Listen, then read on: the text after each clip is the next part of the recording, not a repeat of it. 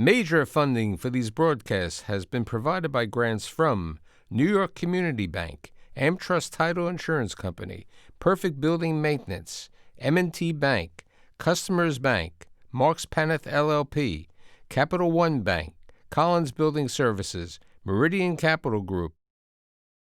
Additional support has been provided by grants from AKA Hotel Residences Corman Communities, Ariel Property Advisors, Amerant Bank, Bank of America Merrill Lynch, Briarwood Organization, Chase Commercial Mortgage Lending, Chase Commercial Term Lending, Citizens Bank, Dime Community Bank, Douglaston Development Levine Builders, Flushing Bank, Friedman LLP, Handro Properties LLC, Handler Real Estate Organization, Hodges Ward Elliott INC, Investors Bank, James D. Kuhn Real Estate Institute at Syracuse University, John Casamatides Red Apple Group, Keysight Capital Partners, Matone Group, New Banks, Newmark Knight Frank, Ocean First Bank, Optimum Window Manufacturing Corp., People's United Bank, Rockefeller Group, Rosewood Realty Services, Stonehenge NYC, SVN CPEX Real Estate Services, Tierra CRG, the Meringer Family Foundation, and these friends.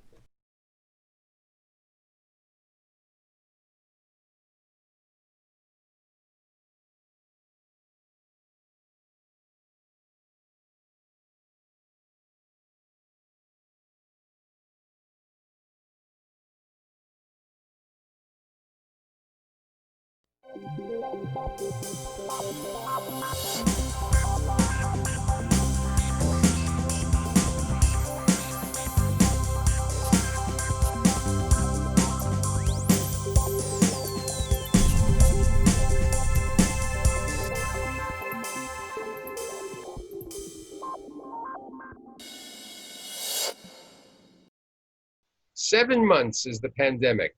How have companies adapted? What have they done to adapt in these times to the circumstances that we're in? Today, I've assembled a group of business leaders to provide their insight on how they adapted to the pandemic and how do they see the future hold for them.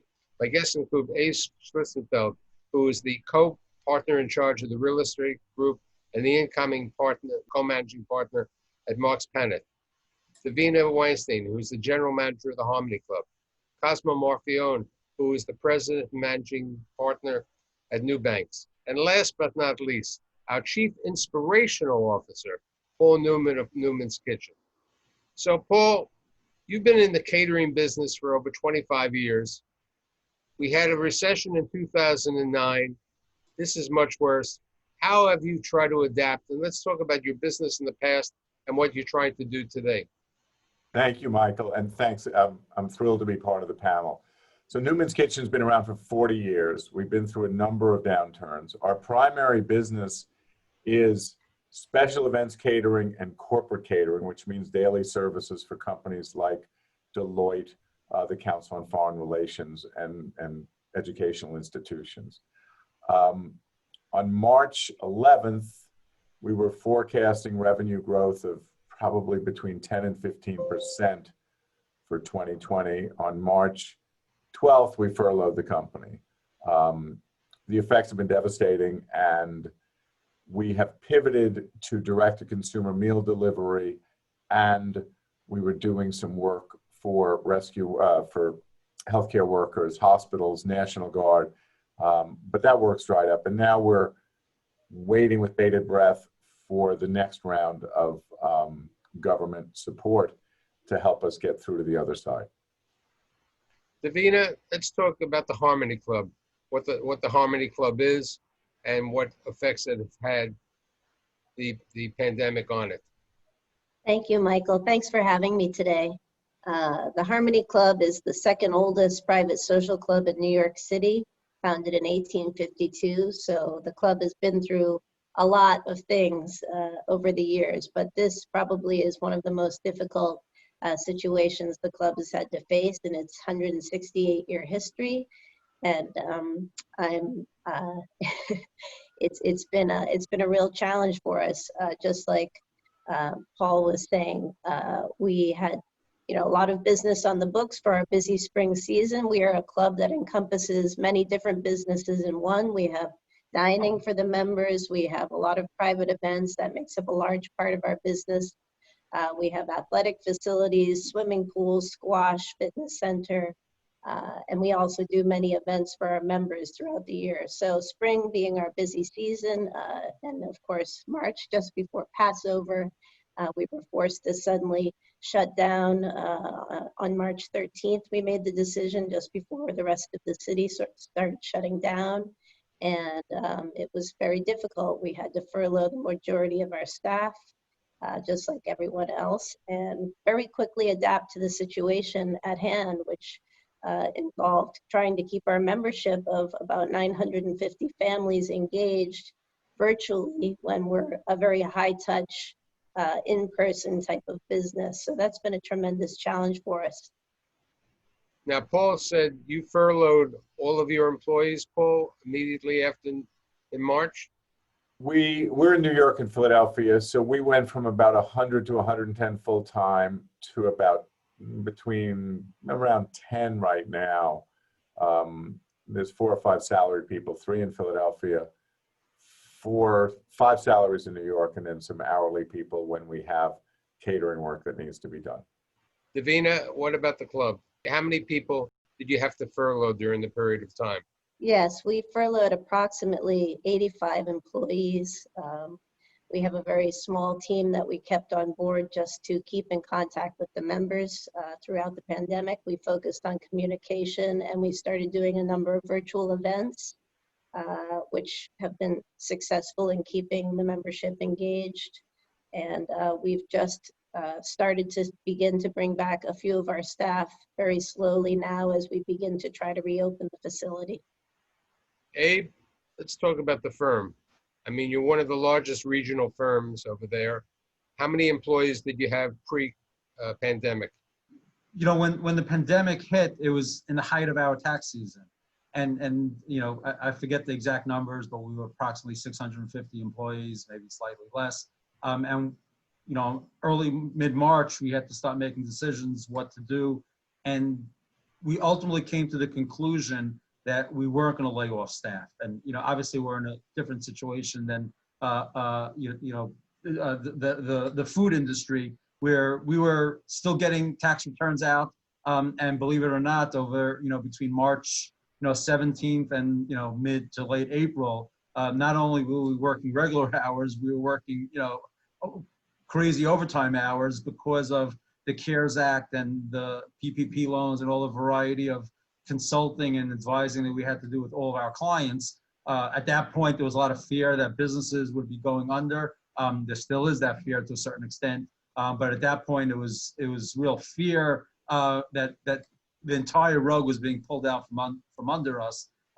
Some industries were affected more than others, and it just kept us in overdrive. And we made a concerted effort, and we made sure that we were very communicative to our staff, that we're not letting people go. We did do obviously some cost saving measures so that we can make sure the firm stays afloat during this economic uncertainty. But we really wanted to make sure that our staff that are very loyal to us, that we remained loyal to them during this pandemic. And the work was there. And our number of staff haven't really fluctuated from before the pandemic throughout. And as a matter of fact, at the end of October, we have our new class of associates starting, obviously, all virtually. Which is interesting that you're bringing in a new class of associates while many companies are shrinking. Okay, you have the philosophy each year to bring in more new associates. Most of the incoming associates were given these offers a year ago. We really don't want to renege on those offers. And so long as the work is there and there are clients that need our help and that are paying us, listen, a lot of clients are a little slower in paying. And, those that have been very good to us throughout the years, obviously, if they're in trouble, we're working with them. I was just listening to a show this morning, and they were talking about how certain sectors benefited from the pandemic, certain sectors are being hurt by it. And we obviously at a firm our size are working with a lot of different industries. We have a Broadway practice at the firm. We have a hospitality practice at the firm. And obviously, those sectors are hurting more than, maybe some online retailers or liquor stores or others. So that's one of the benefits about having a large practice is that, some years others are doing better and other years others are, making up for it. Diversity and adaptability. Cosmo, tell us about New Banks. And what happened before and currently. New Banks was established in 1961. We're a construction consulting firm. We help out essentially anybody that wants to invest or lend in real estate, mostly construction projects. So we work for private equity firms. Our bread and butter is so a lot of banks, and it's construction. So it did get affected. I mean, when you're in construction, you need to be boots on the ground. So the first thing we did is we made sure that our team members were in good shape with their families. We constant communication, through Zoom, and assured everybody that nobody was going to get laid off. Right? That's because you're strong. That's a cliche, but obviously you're as strong as your weakest link, and we wanted to make sure that everybody mentally was okay. Then what we did is we said, okay, our firm has 8 managing partners. I'm one of them. So the managing partners throughout the country, twice a week on the phone, talking about solutions on how do we go to the site. Different areas had different hotspots in different times. New York, Boston was affected. Boston construction shut down, like one of the first folks that shut down. And what we did is we used technology. We used video conferencing. We were able to take an application that essentially mirrored whatever was on our cell phone to our desktops, and we were able to take videos, high resolution videos, and then take photos, and manipulate what we needed to do so that we could write our reports and send them over to our clients. Now, in certain projects were at the beginning stages of construction, so that wasn't too bad, as long as we didn't hop on a plane.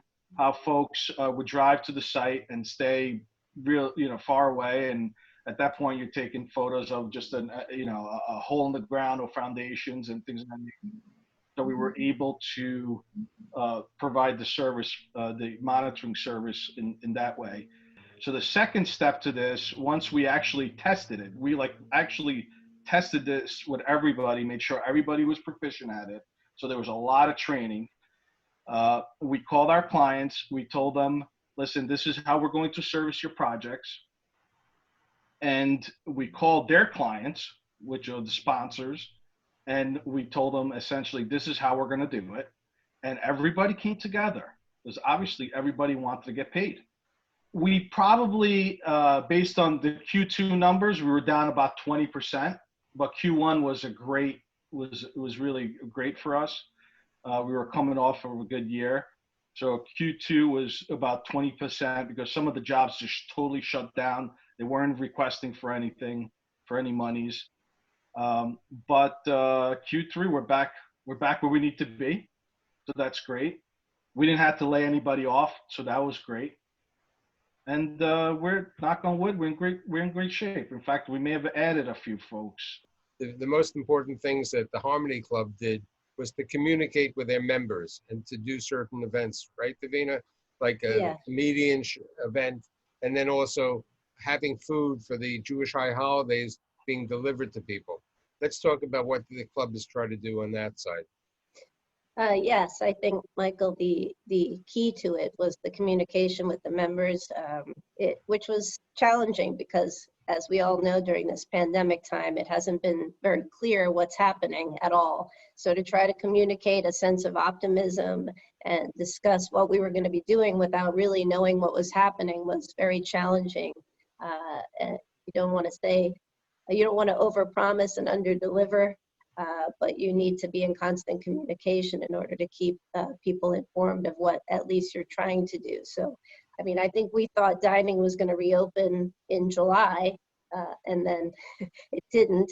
And now we're just still haven't reopened for indoor dining. I know the rest of the city has started to do that. We're really taking a slower approach to our reopening for a variety of reasons. But yeah, communication was really important. The virtual events, you know, it's not for everybody. We have some of our members are much older and not used to virtual events and doing Zoom, and that doesn't work for everybody. But I think just the fact that we were clearly pivoting and trying to offer something to the members was extremely important to the entire membership, whether they participated or not. We've gotten really positive feedback in the efforts that we've made to do that. So Before I go to Abe, talking about adaptability on his own, because he had a wedding during this period of time, I want to really get to Paul and talk about certain things that you've tried to do, because, you know, you were a custom caterer to companies, large companies. Paul, you've gone to go to the Department of Sanitation. You provided certain food for the related companies' offices, okay? And you also did the management contract at Riverside. Talk about what you've been doing on adapting. Right. Well, adapting for us is really challenging. We're dependent on people being in offices. And when the occupancy in an office is 5 to 10%, there aren't enough people for it to be worth our while, or for it to be worth their while to bring us in. So for 25 years, since we closed our store on 3rd Avenue, we've been primarily a B2B company. We've been servicing businesses and organizations with some social wedding catering. We developed a line of direct-to-consumer food, which we launched, I think, 15 days or 20 days, within 2 or 3 weeks after we furloughed the company. And we got good traction. We were written up in the New York Times. But then what happened is in May and June, it just trailed off as people went to the Hamptons or were already in the Hamptons, and we furloughed that effort. At the same time, we developed, everything we're doing now for corporate catering is going to be individual boxes. And we launched that and introduced it. But we're selling, I mean, we're basically performing in an empty theater at this point. There's nobody on the other end needing what we do. Department of Sanitation, we've submitted proposals, bids twice. I think there were 200 or 300 bidders in the last round for 20 to 30 contracts. And sadly for us, one of the things we've learned is that the contracts weren't necessarily awarded to the most capable companies. We got a call last week from someone who said, we need help. We said, tell us what the situation is. They said, well, we can't produce the food. We don't know how to do it, and we don't know how to make the deliveries, but they were the winning bidder. So these contracts haven't always gone to people who could handle them, and companies that can handle them, while we may have bid higher, actually could do the work. So it's been a learning experience, that would be generous. It's been challenging. And someone just sent me an email that said, Trump announces stimulus talks are back on. So all of my friends and colleagues are so hyper aware of our situation that as soon as they hear anything positive, they try to send it to us to let us know that there may be a life preserver being thrown overboard so we can swim towards it. Abe, I got 2 points on you. One point is that you had a Simcha, I think your son got married during the pandemic. How do you adapt to take care of that was one question. The second question is, in your business and also in Cosmo's business, and Paul too, people have to work together, okay? When you're auditing somebody, it's, even though you can do it technically on the computer, this is a people business. All 4 of you are people business. How did you, a company over there who's always been with people, adapt? And talk a little bit about the wedding, because that's interesting with the cars. My son's wedding was March 18th, which was, you know, as everyone knows, literally at the beginning. And I say we went from a 600-person wedding to 50-person wedding, as, you know, faster than someone going down the highway. He's a, you know, police officer. You know, and what's a lot of times hard for people to remember is, you know, even nowadays, 50 people in one room seems like a lot. But at that point, 50 was what the legal limit was. What's actually even more interesting is my dad wasn't at the wedding. None of my siblings were at the wedding. We look back at the wedding video, and everybody was wearing gloves, but there were virtually no masks in the room. And because at that point, again, I don't want to get into any of the politics, but the fact is they weren't encouraging and weren't mandating masks. So it was a surreal evening, back then, March 18th. But what was really nice was as we were leaving the neighborhood that morning, the wedding was in Brooklyn. I live in upstate New York.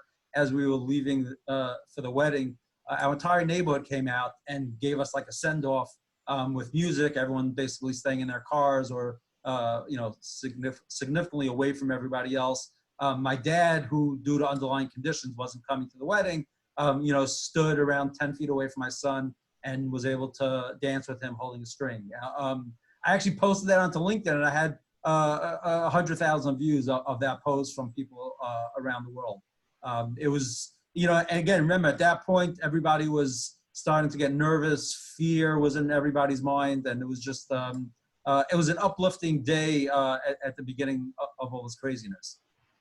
But as far as the firm and adapting, and I'll spend 30 seconds on communication and then go into the people portion of it. On the communication aspect, we were multifaceted because remember, we had to deal with communicating to our clients as well as communicating internally to the staff. As far as the staff goes, we did an excellent job of reaching out to them, letting them know what's going on. Myself personally, as the head of the real estate practice, I used to do quarterly town hall meetings back when we were live in the office. Since the onset of COVID, I've been doing every 2 weeks approximately video town hall meetings with approximately 150 people in the real estate practice. And we have folks from HR on, marketing, and we tell them what's going on. We're very open with them, and we allow them to ask any questions they want, and we answer them freely. It's really great dialogue that we have, and always being in touch with them. Then we have to deal with reaching out to our clients. And of course, everyone is reaching out individually to their clients, but there just aren't enough hours in the day for everybody to spend 3 hours with every single one of their clients. So we were very proactive with webinars. Back in the height, we had a committee dealing with what information to disseminate, and we were meeting twice a week. The firm put on some really great webinars. Our platforms maxed out at 1,000 participants, and many of the webinars we maxed out, and we had to add additional sessions. So it was really a great way for us to communicate both honestly with our current clients, our contacts out there in the business world, as well as hopefully future clients, some of which we've gotten through those webinars. As far as the personal connection, it's really changed from what was in March and April, where, again, as some have said, at that point we thought that we'd be quote unquote back to normal or somewhat normal by June, July. And then as time went on, it became pretty evident that we wouldn't be back to normal. We wouldn't be meeting clients. The tax deadline got extended from April 15th to July 15th. So we really had to pivot and figure out how we meet with our clients.